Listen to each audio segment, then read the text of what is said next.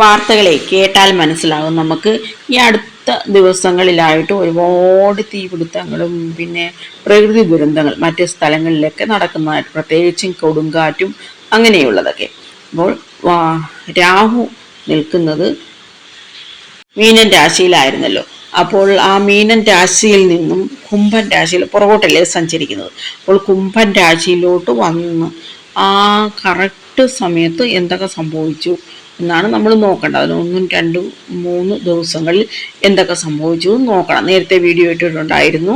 അതിനു മുമ്പ് നമ്മൾ രാഹുവിൻ്റെ കാരകത്വങ്ങൾ, മീനൻ രാശിയുടെ കാരകത്വങ്ങൾ, കുംഭൻ രാശിയുടെ കാരകത്വങ്ങൾ, ഈ മുണ്ടൻ അസ്ട്രോളജി അല്ലേ നമ്മളിത് നോക്കുന്നത്.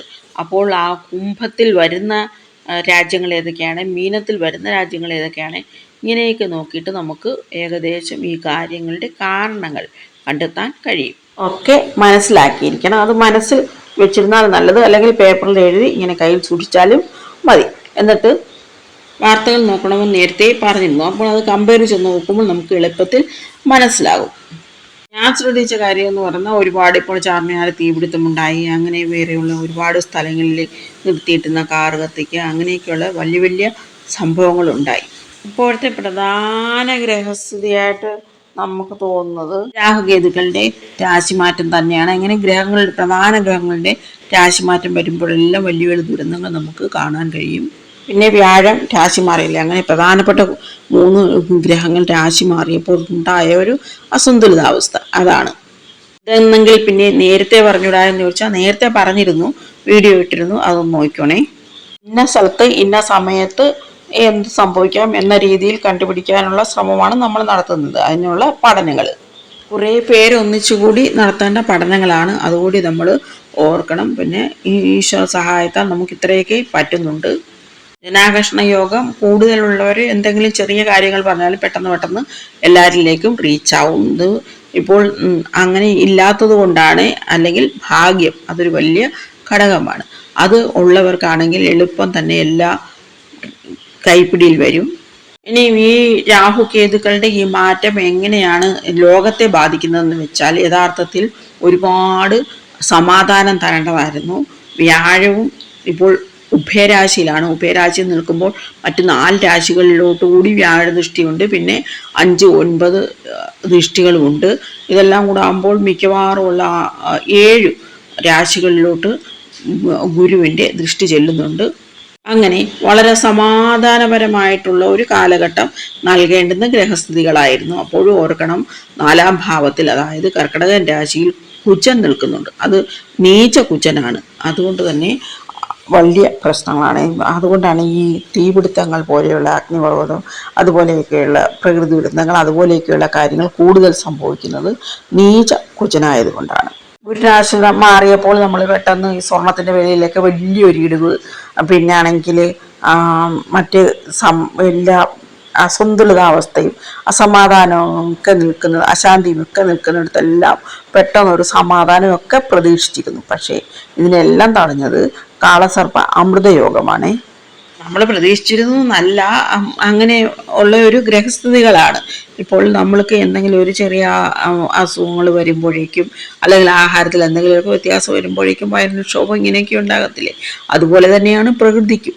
പ്രകൃതിയുടെ ശരീരം, അതിന് എന്തെങ്കിലുമൊക്കെ ചെറിയ ചെറിയ മാറ്റങ്ങൾ വരുമ്പോൾ തന്നെ അതിനും അസ്വസ്ഥതകൾ കാണും. ആ അസ്വസ്ഥതകളാണ് ഇങ്ങനെ അഗ്നിപർവ്വത സ്ഫോടനങ്ങളായിട്ടും ഭൂകമ്പങ്ങളായിട്ടും പിന്നെ കൊടുങ്കാറ്റുകളായിട്ടും ഒക്കെ പുറത്തു വരുന്നത്. ഇപ്പോൾ കൂടുതൽ പേര് നമ്മുടെ പ്രവചന വീഡിയോകളൊക്കെ കാണുന്നില്ലേ. നമ്മുടെ ഒരു ഉദ്ദേശം എന്ന് വെച്ചാൽ അവർ ഈ ജ്യോതിഷത്തിലോട്ട് ആകൃഷ്ടരായിട്ട് വന്നിട്ട് ഈ ശാസ്ത്രങ്ങൾ വളരണം. അത് തന്നെയാണ്.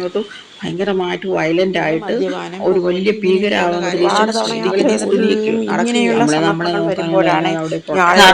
നടക്കേണ്ട അത്രയും ജാതക നിരൂപണം ആയാൽ പോലും ഇങ്ങനെയുള്ള യോഗങ്ങളെ നമ്മൾ പ്രവചിക്കുന്നതിന്റെ ഓപ്പോസിറ്റ് ആയിട്ടായിരിക്കും. ഏത് 5ലേക്കും രാഹു 11ലേക്കും അല്ലേ വന്നത്. 5ലോട്ടുള്ളവരും പ്രവചിക്കാൻ നല്ലതല്ലെങ്കിലും രാഹുവിന്റെ 11ലും 12ലും വളരെയധികം തരേണ്ടതാണ്. അതായത് പാപഗ്രഹങ്ങൾ 11ാം ഭാവത്തിൽ വളരെയധികം നല്ല ഫലങ്ങൾ തരാതിരിക്കുന്നത് വളരെയധികം ബലം കുറഞ്ഞ് അങ്ങ് തീരെ അങ്ങ് നമ്മുടെ ജാതകത്തിൽ ചന്ദ്രൻ നിൽക്കുന്ന രാശികൾ നമ്മുടെ രാശി എന്ന് പറയുന്നത്. അതുപോലെ തന്നെ ഈ രാശിക്ക് സ്വഭാവ ഗുണങ്ങളുണ്ട്, അതും പഠിച്ചിരിക്കേണ്ടത് അത്യാവശ്യമാണ്. എല്ലാം കൂടെ നമ്മൾക്ക് ഇപ്പോൾ അപ്ലോഡ് ചെയ്യാൻ പ്രയാസമായതുകൊണ്ട് കഴിയുന്നത്ര മെറ്റീരിയൽ നോക്കിയിട്ട് നമ്മൾ വായിക്കുകയാണ് വേണ്ടുന്നത്. യഥാർത്ഥത്തിൽ ഈ ജ്യോതിഷത്തിന് വേണ്ടി വലിയ വലിയ യൂണിവേഴ്സിറ്റികളും കോളേജുകളും ഒക്കെ ഉണ്ട്. പിന്നെ പഠിക്കുന്ന കുട്ടികളുടെ എണ്ണം കുറവായിരിക്കും മറ്റുള്ള അപേക്ഷിച്ച്, എന്നാലും ഉണ്ട്. അപ്പോൾ അവരൊക്കെ ഈ റിസർച്ചൊക്കെ ഒരുപാട് നടത്തിയിട്ടായിരിക്കും നോട്ട്സൊക്കെ പ്രിപ്പയർ ചെയ്യുക. ആ നോട്ട്സൊക്കെ വായിച്ച് പഠിക്കുകയാണെങ്കിൽ നമുക്കും കുറേയൊക്കെ അതിൽ എക്സലൻ്റ് ആവാൻ കഴിയും. മറ്റൊരു കാര്യം നമ്മൾ ശ്രദ്ധിക്കേണ്ടത്, പട്ടികളുടെയൊക്കെ വളരെയധികം ഉപദ്രവങ്ങൾ, വന്യമൃഗങ്ങളുടെയൊക്കെ ഉപദ്രവങ്ങൾ വന്നില്ലേ, അതിനൊരു ശമനം ഉണ്ടാവുകയാണെന്നാണ്. രാശിയിൽ ഓരോരോ ഗ്രഹങ്ങൾ നിന്നുള്ള ഫലങ്ങളൊക്കെ നമ്മൾ പറഞ്ഞുകൊണ്ടിരിക്കുന്നേ ഉള്ളൂ. 2-3 വീഡിയോ ആയിട്ടുള്ളൂ, ഇനി ഒരുപാട് കിടക്കുന്നത് തയ്യാറാക്കാൻ. പിന്നെ രവി രാശി മാറി, ആ രാശി മാറുമ്പോൾ നമ്മൾ പ്രതീക്ഷിച്ചിരുന്നതിന് അത്രയും നടന്നില്ലെങ്കിലും അതുപോലെയൊക്കെ കുറച്ച് കാര്യങ്ങളൊക്കെ നടന്നു.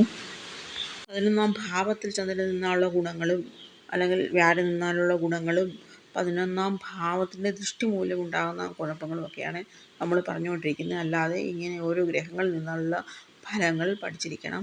ലോകത്ത് ഈ സമയങ്ങളിൽ എന്തൊക്കെ പകർച്ചവ്യാധികൾ വന്നു, അല്ലെങ്കിൽ എന്തൊക്കെ സംഭവങ്ങൾ ഉണ്ടായി, വലിയ വലിയ സംഭവങ്ങളൊക്കെ ഉണ്ടായോ, ഇതൊക്കെ അറിയാൻ നമ്മൾ രാഹുവിൻ്റെയും കേതുവിൻ്റെയും നോക്കണമെങ്കിൽ ഒരു 18 കൊല്ലം മുമ്പ് എന്താണ് സംഭവിച്ചതെന്ന് നോക്കണം. അതായത് 2007 എന്തൊക്കെ സംഭവിച്ചതെന്ന് നോക്കണം. പിന്നെ നമ്മൾ ഗുരുവല്ലേ രാശി മാറി, അപ്പോൾ ഗുരുവിൻ്റെ നോക്കണമെങ്കിൽ 12 കൊല്ലങ്ങൾക്ക് മുമ്പ് എന്ത് സംഭവിച്ചു, അപ്പോൾ ഗുരു ഇതേ രാശിയിലായിരിക്കും. അപ്പോഴെന്തൊക്കെയാണ് സംഭവിച്ചത്, ഏകദേശം അതേപോലെയൊക്കെയുള്ള സംഭവങ്ങളും അതേപോലെയൊക്കെയുള്ള രോഗങ്ങളൊക്കെ ആയിരിക്കും വരുന്നത്. പിന്നെ മറ്റുള്ള ഗ്രഹങ്ങൾ ഇമ്പോർട്ടൻ്റ് ആണ്, അത് മറക്കരുത് നമ്മൾ ഒരിക്കലും. വ്യാഴത്തിൻ്റെയും ശനിയുടെയും രാശിമാറ്റ ഫലങ്ങൾ എങ്ങനെയാണ് കാണുന്നതെന്ന് നേരത്തെ വീഡിയോകൾ ഇട്ടിട്ടുണ്ട്, അത് നോക്കണം. ഇനി നമ്മൾ കുജൻ്റെതാണ് ഇടാൻ ഉദ്ദേശിക്കുന്നത്. അപ്പോൾ കുജൻ്റെ ഇട്ട് കഴിയുമ്പോൾ നമുക്ക് മനസ്സിലാകും ഇതൊക്കെ കൊണ്ടാണ് ഈ ലോകത്തിൽ ഇങ്ങനെയൊക്കെ സംഭവിക്കുന്നതെന്ന്.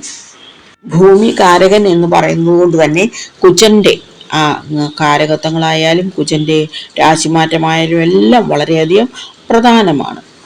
എല്ലാം കൂടി ഇടാനുള്ള ഒരു പ്രായോഗികമായ ബുദ്ധിമുട്ട് കൊണ്ടാണ് പറയുന്നത്. എത്രയും കഴിയുന്നത്രയും നമ്മൾ സംഘടിപ്പിച്ചിട്ട് വായിക്കുക. 3 ദിവസം കൂടി കഴിയുമ്പോൾ ചന്ദ്രനും ഈ രാഹുകേതുക്കളുടെ ഉള്ളിലാകുമ്പോൾ പൂർണ്ണ കാളസർപ്പ അമൃതയോഗമാവും. കാളസർപ്പ അമൃതയോഗത്തിനെ കുറിച്ച് വീഡിയോ ഇടുന്നതായിരിക്കും. ഈ കാളസർപ്പ അമൃതയോഗമുള്ള സമയങ്ങളിൽ നമ്മൾ പ്രവചന വീഡിയോ ഇടുകയാണെങ്കിൽ മിക്കവാറും അത് സംഭവിക്കാനുള്ള സാധ്യത വളരെയധികം കുറവാണ്. എന്താണെന്ന് വെച്ചാൽ നമ്മൾ വിചാരിക്കുന്നതിൻ്റെ ഓപ്പോസിറ്റ് ആയിരിക്കും സംഭവിക്കുക. മഴ ഒരുപാടങ്ങ് കൂടുകയാണെങ്കിൽ മഴ കുറയ്ക്കാനുള്ള പാട്ട് നമ്മൾക്ക് ഇടാൻ പറ്റും. ഇപ്പോൾ ഋതുഭേദങ്ങളില്ലാത്ത മഴയാണ്. ഇതൊക്കെ ഈ ഗ്രഹസ്ഥിതികളുമായിട്ട് ബന്ധമുണ്ട്. അതുപോലെയാണെങ്കിൽ ഉഗാദി എന്ന് പറഞ്ഞാൽ അത് കഴിഞ്ഞു, അപ്പോൾ അതിനനുസരിച്ച് എങ്ങനെയാണ് ലോകത്ത് സംഭവിക്കുക പണ്ടുള്ളവർ പറഞ്ഞു വെച്ചിരിക്കുന്നതെന്നും ഒരു വീഡിയോ ഇടണമെന്നുണ്ടായിരുന്നു, പക്ഷെ ഇതുവരെയും പറ്റിയില്ല. മറ്റു ഭാഷകളിൽ ഒരുപാട് പേർ വീഡിയോ ഉണ്ടാക്കിയിട്ടുണ്ട്, അത് നോക്കാൻ ശ്രമിക്കണമേ. ഓം നമഃ ശിവായ.